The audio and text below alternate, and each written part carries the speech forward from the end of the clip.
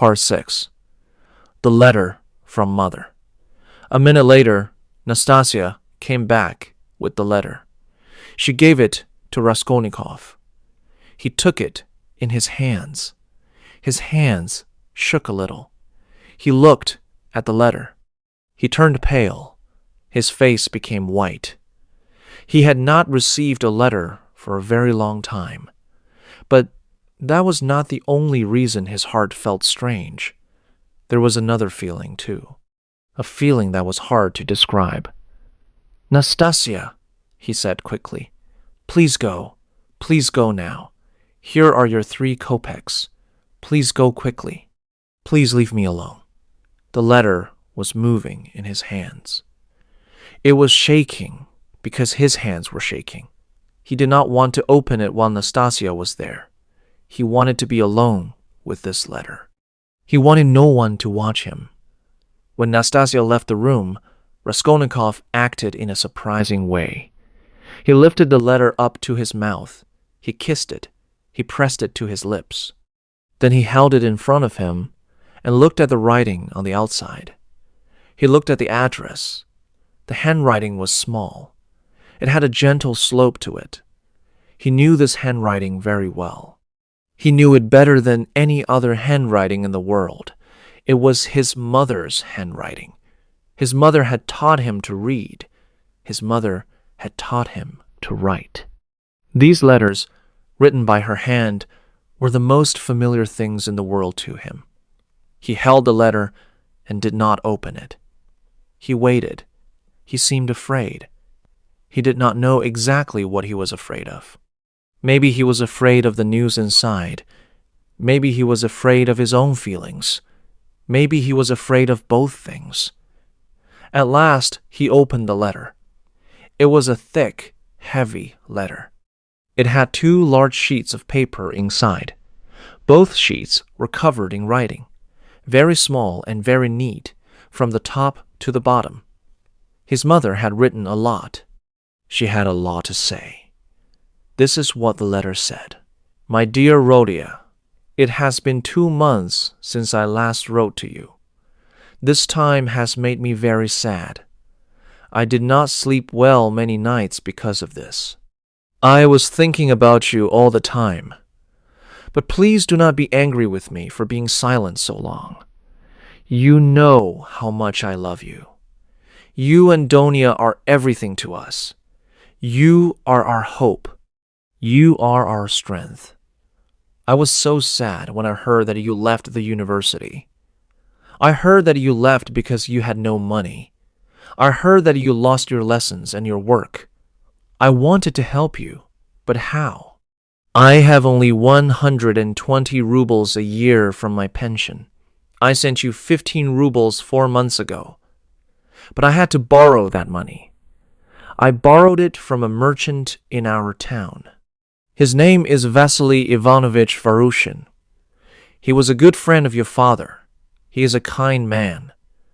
I gave him the right to receive my pension money until the debt was paid. Only now is the debt paid. That is why I could not send you money for all this time. But now, thank God, I can help you again. And I have very good news for you. First, I must tell you about your sister Donia. She has been living with me for the last 6 weeks. She came back to me. Her time at the Svidrigailov house is finished. I will tell you everything about this, because I want you to know the whole truth. Before, I did not tell you everything. I did not want to make you worried. I did not want you to leave everything and travel to us on foot, because I know you, Rhodia. I know your character.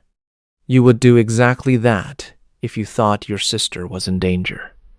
Donia went to work at the Svidrigailov house as a governess. She worked there to earn money. Part of the money she sent to you. Do you remember the 60 rubles you received from us last year? We told you it was money that Dunya saved, but that was not true. I am sorry. The truth is that Donia took that money as an advance payment from the Svidrigailovs. She took it to send to you, because you needed it very much. She received this advance before she started work. She had to pay it back by working there. Because of this debt, she could not just leave the Svidrigailov house when things became difficult, and things did become difficult. Mr. Svidrigailov, the master of the house, was not a good man. At first, he was rude to Donia. He made unkind remarks to her at the table. He said bad things. His wife, Marfa Petrovna, was kind. The other people in the house were also kind. But Mr. Svidrigailov was cruel to Donia. Later we understood why he was cruel. He had feelings for Donia. He had fallen in love with her. But he was ashamed of these feelings. He was an older man. He was the father of a family. He was married. His feelings for Donia were wrong, and he knew this. So he hid his feelings behind rudeness and contempt. He was rude to her because he was ashamed of himself. But at last he could not control himself anymore. He told Donia about his feelings directly. He made her a shameful offer. He said he would give her many things. He said he would leave his wife. He said he would take Donia to another place, to another state, or even abroad. He said all this. You can imagine how terrible this was for Donia. She was in a very difficult situation. She could not leave immediately because of the money she owed. She could not tell Marfa Petrovna what was happening because that would cause a terrible scandal. So Donia stayed and tried to manage the situation carefully. She is a very strong person, your sister.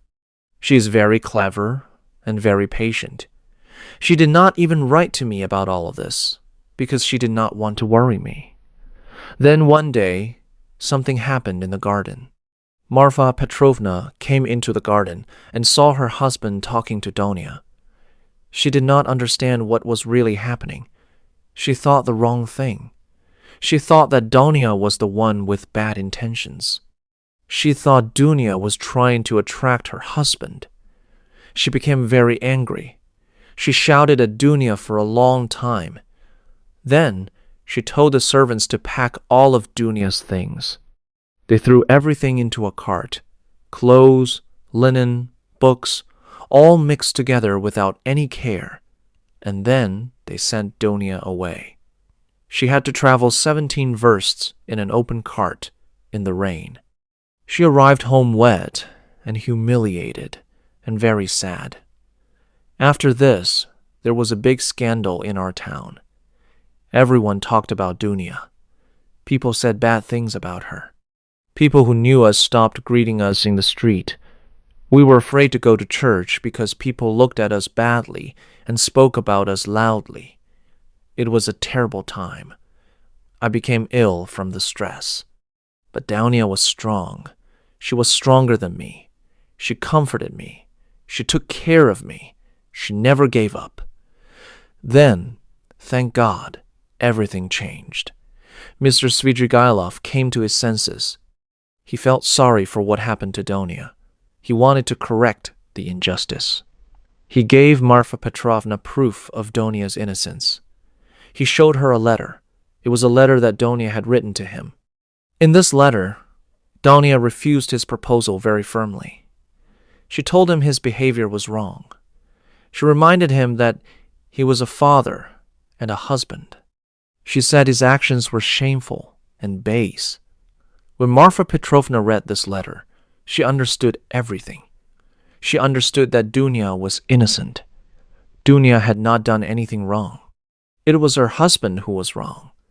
Marfa Petrovna felt terrible about what she had done to Donia. The very next day, Marfa Petrovna went to the church. She knelt down and prayed. She asked God to help her do the right thing. Then she came to our house. She cried. She said sorry to Donia. She asked Donia to forgive her. Donia forgave her. And then Marfa Petrovna did something very active. She went to every house in the town. She visited everyone she knew. She told everyone the truth about Dounia. She said that Dounia was innocent. She said that Dounia was a good and noble girl. She showed everyone the letter that Dounia had written. She read it aloud to people.